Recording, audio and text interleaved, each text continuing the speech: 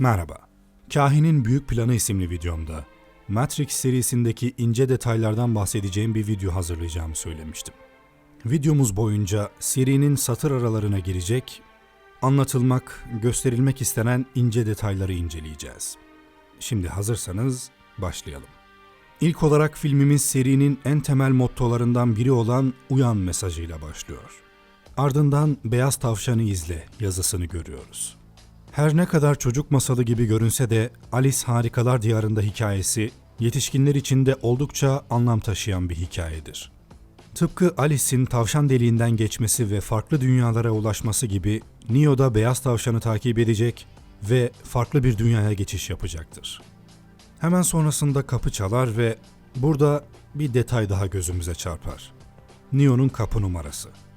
1984'te rejim karşıtı Winston Smith'in sorgulandığı o ünlü 101 nolu odaya bir gönderme. Sonrasındaki sahnelerse bolca foreshadowing, yani ileride gerçekten olacak şeylere bir gönderme barındırıyor. Neo müşterisine Simulacra and Simulation adlı kitabın içine gizlediği illegal bir yazılım satar. Kitabı açtığında gelen sayfada nihilizm üzerine başlığını görürüz. Nihilizm her türlü bilgi imkanını reddeder ve hiçbir doğru, genel geçer bilginin olamayacağını savunur. Varlığı her şekliyle şüpheyle karşılar ve hatta yok sayar. Gerçekliğin ve varlığına dair sorgulama içinde olan karakterimizin içinde bulunduğu durumla oldukça bağlantılı, öyle değil mi? Sonrasında Choi, Neo'ya kurtarıcımsın diyerek onun filmin devamında gerçekten de bir kurtarıcı pozisyonuna yükseleceğinin işaretini verir. You're my savior, man. My own personal Jesus Christ. You get caught using that. Yeah, I know. This never happened. You don't exist. Devamındaysa yakalanması halinde Neo'yu ele vermeyeceğini kastederek söylediği "Bu asla olmadı, sen yoksun" sözleri de Neo'nun sanal dünyadaki bedeninin yokluğunu vurguluyor. Choi, Neo'yu dans kulübüne davet ederken onun fişten çekilmeye ihtiyacı olduğunu söyleyerek yine bir gönderme yapıyor. Çünkü Choi, Neo'nun uçmaya, rahatlamaya olan gereksinimini kastederken aslında onun ileride kelimenin tam anlamıyla zihnini Matrix'e, bedenini ise suni bir rahime bağlayan fişlerden çekileceğini haber verir. Devamında Neo müşterisine uyanıkken rüya görüp görmediğinden emin olmadığını hissettin mi hiç diye sorar. Choi ise bu hissi meskalin olarak tanımlayarak içinde bulundukları ironik durumu vurgular. Çünkü zaten bütün hayatları bir halüsinasyondan ibarettir ve bunun nedeni kesinlikle meskalin değildir. Burada da Aldous Huxley'in yerlilerin meskalin alıp düşle gerçek arasındaki sınırı aşmalarını bizzat kendisi de tecrübe ederek anlattığı Algı Kalıpları isimli eserine gönderme yapılıyor. Neo'nun kapısına gelen karakterlerin adları olan Choi ve Dozier, Fransızca günün seçimi anlamına gelir. Neo film boyunca seçim yapmak zorunda kalıyor. Patronu Neo'ya seçim yapma zamanının geldiğini söyler. Ajanlar onu yakalamaya geldiklerinde Neo Morpheus'un söylediği yolu ya da diğer çıkışı kullanmak zorunda kalır. Sorgusu sırasında ajanlar Neo'ya iki seçenek sunarlar. Ya ajanların yararına çalışacak veya işlediği suçların cezasını çekecektir. Neo arabayla Morpheus'a götürülürken Switch ya bizim yolumuz ya da cehennemin yolu diyerek başka bir seçim sunar. Kırmızı hap, mavi hap seçimi ise Neo'nun hayatında dönüm noktası olur. Eğitimi sırasında Morpheus Neo'ya bizden biri değilsen onlardan birisindir diyerek yine bir seçim sunar. Kahine gittiğinde Neo kendi hayatıyla Morpheus'un hayatı arasında bir seçim yapmak zorunda olacağını öğrenir. Neo metroda Ajan Smith'le karşılaştığında Cypher'ın tavsiye ettiği gibi kaçmak yerine mücadeleyi seçer. Ve bu seçimleri hikayemiz boyunca yapılacak pek çok seçim daha takip eder. Şimdi kaldığımız yere geri dönelim. Neo, Dozier'ın omuzundaki beyaz tavşan dövmesini görür ve Choi'un teklifini kabul eder. Bu bölüm, Joseph Campbell'ın Kahramanın Sonsuz Yolculuğu isimli eserinde belirttiği maceraya çağrı bölümüdür. Kahraman gizemli bir mesaj alır. Ve böylece hikayemiz başlar. Sadece ufak bir başlangıç sahnesinde bile ne kadar detay çıktığını fark etmişsinizdir. Devam edelim öyleyse. Neo'nun çalıştığı şirketin adı Metacortex. Köken anlam olarak meta üstüne koymak, ötesine geçmek, cortex beyni çevreleyen zar, bir nevi beyin kabuğu, yani metacortex beyin sınırlarını aşmak anlamında kullanılmış diyebiliriz ki bu da Neo'nun yapması gereken şey. Neo'nun patronuyla arasında geçen konuşmaysa tıpkı başlangıç sahnesindeki Choi gibi foreshadowing içeriyor. Patronu Neo'ya özel olduğuna inanıyorsun. kuralların senin için geçerli olmadığına diyerek filmin ta en sonuna bir gönderme yapıyor. Hatırlarsanız Neo birinci filmin sonunda yaptığı telefon konuşmasında şöyle demişti. I'm going to show them a world without you. A world without rules and controls, without borders or boundaries. Ardından bir seçim yapmanın vakti geldi diyerek seri boyunca durdurak bilmeden devam edecek olan bir seçim zincirini başlatmış olur. Daha sonra ajanlar Neo'yu yakalamaya geldikleri zaman Neo'nun çalıştığı ofis birden labirente, Neo ise kendi yaptığı labirentte tutsak edilen mitolojik kahraman Daedalus'a dönüşür. Labirentten kaçarken babasının sözünden çıkıp güneşe çok yaklaşan Ikarus'un bal mumundan kanatlarının erimesiyle denize düşüp ölmesi gibi Neo da Morpheus'un verdiği direktifleri tam olarak yerine getirmediğinden labirentten kurtulamaz ve ajanların eline geçer. Morpheus'la ilk kez karşılaştıkları bu sahnede Morpheus, Neo'nun içinde bulunduğu durumu yine bir Wonderland benzetmesiyle ifade eder. I imagine that right now you're feeling a bit like Alice. Tumbling down the rabbit hole. Neo kırmızı hapı aldıktan sonra Cypher'ın ona kemerlerini bağla Dorothy. Çünkü Kansas yok olmak üzere dediği sahnede Oz büyücüsüne bir gönderme yapılıyor. Filmin sonlarına doğru Oz büyücüsüne bir gönderme daha yapılacak. Oraya geldiğimde bahsedeceğim. Neo aynaya dokunduktan sonra Morpheus, Neo'nun filmin başında Cho'ya sorduğu soruyu Neo'ya sorar. Have you ever had a dream, Neo, that you were so sure was real? Ve ekler. Ya bu rüyadan hiç uyanmasaydın, düşler dünyasıyla gerçek dünya arasındaki farkı nasıl anlayacaktın? Bu retorik sorular, George Louis Borges'ın Olağanüstü Masallar adlı kitabında anlattığı bir menkıbeyi çağrıştırmakta. Çinli bir bilge rüyasında kelebek olduğunu görür. Ama uyandıktan sonra rüyasında kelebek olan bir adam mı, yoksa kendini adam olarak düşleyen bir kelebek mi olduğundan emin olamaz. Filmde ise herkes birbirinin rüyasında yaşamaktadır. Çünkü Matrix, kolektif bir rüyadan başka bir şey değildir. Bir başka detaysa Morpheus'un gemisinin adında saklı. Nebukadnezar, Babil kralının adı. Kralın babası ona bu adı Nebukadnezar adında bir adamın hikayesinden etkilenerek vermiş. Hikaye şöyle. Nebukadnezar adındaki bu adamın bir derdi varmış. Bu adam gördüğü tüm rüyaları uyandığında unutuyormuş. Bu yüzden rüyalarının aklından bir yerlere kaçtığını düşünerek tüm dünyada o rüyaları bulmaya koyulmuş. Amacı tüm rüyalarını bulup tüm hayatını görüp de unuttuğu o güzel rüyaların içinde yaşayarak geçirmekmiş. Babil kralı gibi çok büyük insanlara da uğrayan bu adamın bu kutsal amacı herkesi etkilemiş. Şimdi Morpheus'un şu sahnede söylediği şeye bakın. I have dreamed a dream. But now that dream is gone from me. Gerçek nedir? Gerçeği nasıl tanımlarsın? Morpheus bu soruları Neo'ya yönelttiğinde ondan bir cevap alma beklentisi içinde değil. Sorularla kafasını açmak istiyor. Ama kafasının açılması için önce karışması gerekiyor. Tam da bu noktada Morpheus, gerçeğin çölüne hoş geldin diyerek ünlü düşünür Jean Baudrillard'a selamı çakıyor. Simülaklar ve Simülasyon kitabında Baudrillard, gerçekliğini yitirmiş, çöl izlenimi uyandıran bir dünyanın artık çölleşen kentlerinde yaşadığımızı vurguluyordu. Neo'nun ajanlara karşı mücadeleye hazırlandığı eğitim programında günlük iş koşuşturmasındaki insanların gösterildiği sahnede iş yerlerine yetişmeye çabasıyla soluk soluğa, birbirlerinin yüzüne bakmadan, gözleri kendi ayaklarına kilitlenmiş şekilde koşuşturan insanların betimlendiği Wasteland'in Unreal City, Gerçek Dışı Şehir adlı bölümüyle benzerlik taşımakta. Matrix'te de, çorak ülkede de, sistem içinde kendilerine biçilen role kanalize olarak robotlaşan, hem kendilerine, hem birbirlerine, hem de gerçeklere karşı yabancılaşan bireylere atıfta bulunulmaktadır. Daha sonra Neo'nun kahinle tanıştığı sahnede bir ayrıntı daha görürüz. Kahinin mutfağının kapısında Temet Nosce yazıyordur. Bu alıntı Neo için Note Yourself şeklinde kahin tarafından İngilizceleştirilir. Türkçesi kendini bil olan cümle, Platon okurlarına bir hayli tanıdık gelecektir. Sokrates'in aktardığına göre bu alıntı Delphi Apollon Tapınağı'nın kapısında altın harflerle yazmaktadır. Ve günümüz okurları için kendini bil cümlesi Sokrates'le özdeşleşmiştir. Delphi Tapınağı'nın bir kahini olur. Her zaman bir kadın. Ve zamanında bu kahinlerden biri Sokrates'e dünyanın en bilge insanı olduğunu söylemiştir.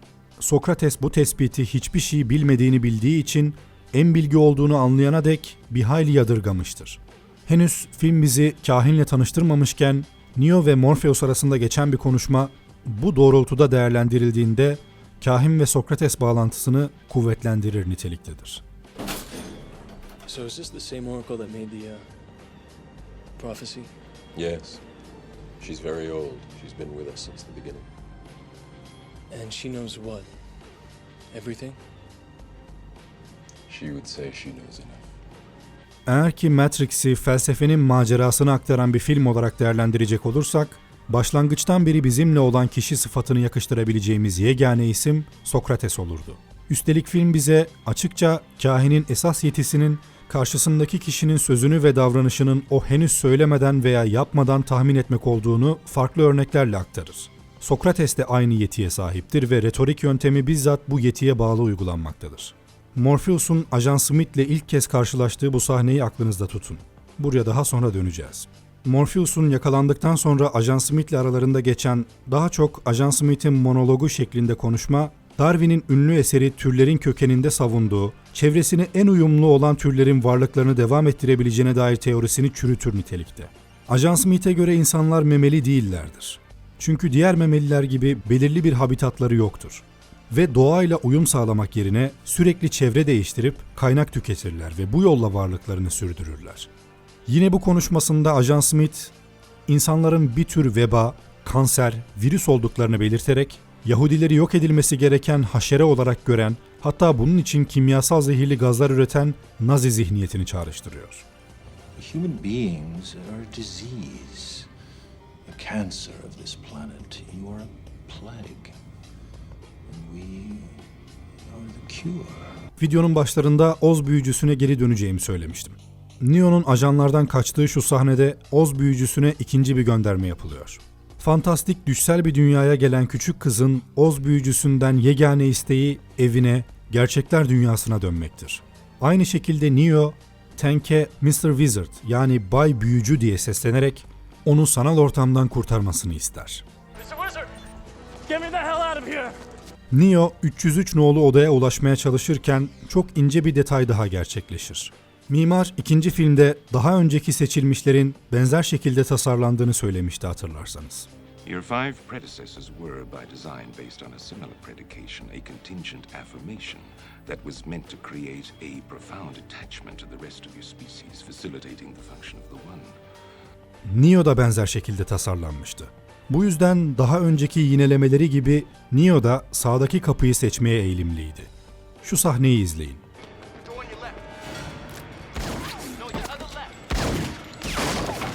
Tank ona sol kapıya gir diyor ama Neo sağ kapıya omuz atıyor. Tank ise bunun üzerine diğer sol demek zorunda kalıyor. Eğer Neo aşık olmasaydı, kaynağa gittiğinde de sağ kapıyı seçecekti. Derken Neo 303 nolu odada Ajan Smith tarafından vurulur. Artık yeri gelmişken şu rakamları bir inceleyelim.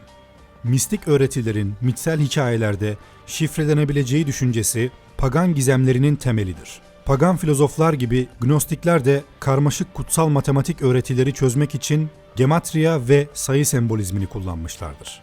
Filmdeki bu rakamların neredeyse hiçbiri rastgele konulmuş rakamlar değildir. Matrix kodlardan oluşan bir simülasyondur. Filmde 3 ve 1 rakamı öne çıkar. Neo 101 ve 303 nolu odalarda, Trinity de 303 nolu odada gözükür. Merovingian 101. kattadır. Nebukadnezar, Zion'a 3 numaralı kapıdan girer.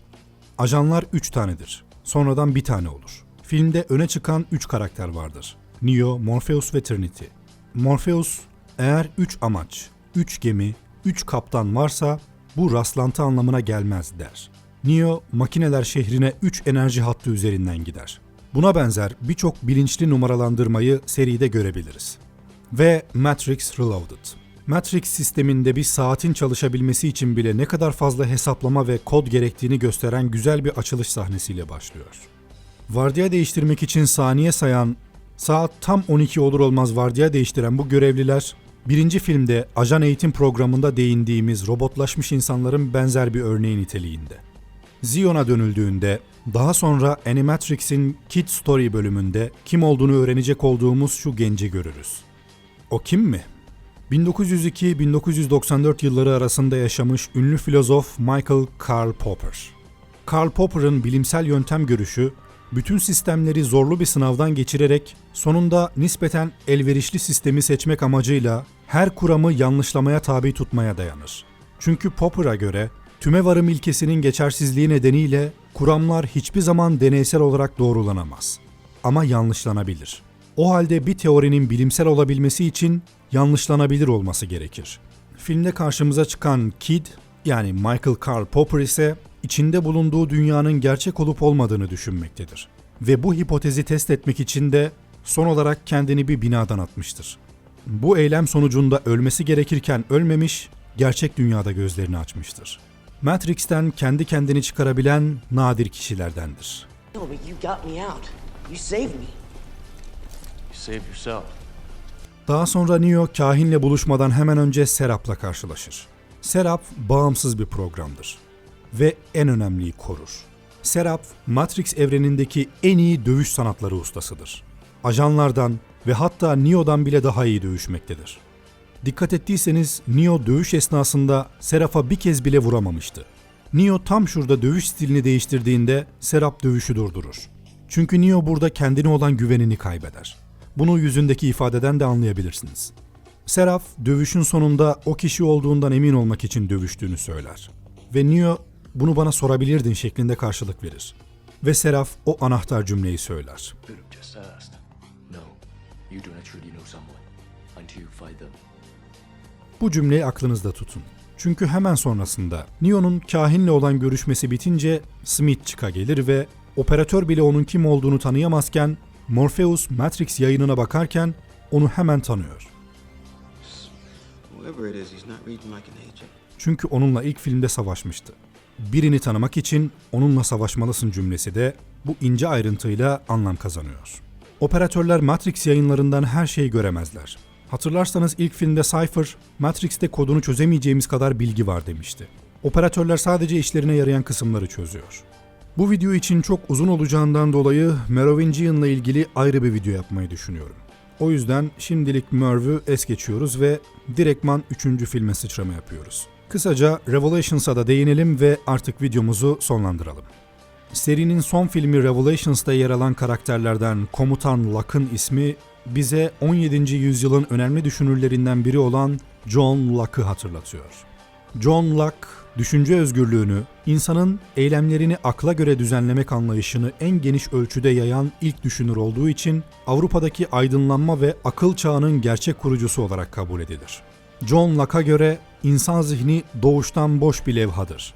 Daha sonra bu zihin, deneyim ve tecrübelerle birlikte dolar. Filmde Morpheus'la sürekli bir çatışma içinde olan Komutan Locke'ın Neo'ya inanmadığını görüyoruz. Morpheus, Locke'a Zion'u kurtarmanın tek yolunun Neo olduğunu söylediğinde, Locke, herkes senin inançlarını paylaşmıyor demişti. Kahinler, kehanetler, mesihler, tüm bunların birer saçmalık olduğunu, Zion'un kurtarılabilmesi için yapılması gereken şeyin doğru askeri strateji olduğunu savunmuştu. Morpheus, umudu, Locke da gerçekçiliği temsil ediyor. İki karakter arasında yaşanan bu çekişme aslında Gnostiklerle Emprisistler arasındaki felsefi çatışmaya da bir gönderme yapıyor. Sezgisel bilgiyle aydınlanmaya inanan Morpheus, Gnostik, bilgiye ancak tecrübeyle ulaşılabileceğine inanan ve öyle davranan Komutan Locke da Emprisist tarafı temsil ediyor. Commander, do you think that we have any chance of surviving? If I were you, Counselor, I wouldn't ask me that question. I would ask him. Why? Because he's the one who believes in miracles. Bir başka ince detay da Neo ve Smith arasında geçen son karşılaşmada yoğun bir şekilde yağan yağmur damlalarında gizli. Dikkatle bakıldığında her bir çizginin üçleme boyunca gerçek dünyada gösterilen Matrix kodlarına karşılık geldiğini görebilirsiniz. Artık iyice güçlenen ve tüm şehre yayılan Smith yüzünden Matrix sisteminin istikrarsızlaşmaya başladığı bu ince detayla anlatılmak istenmiş.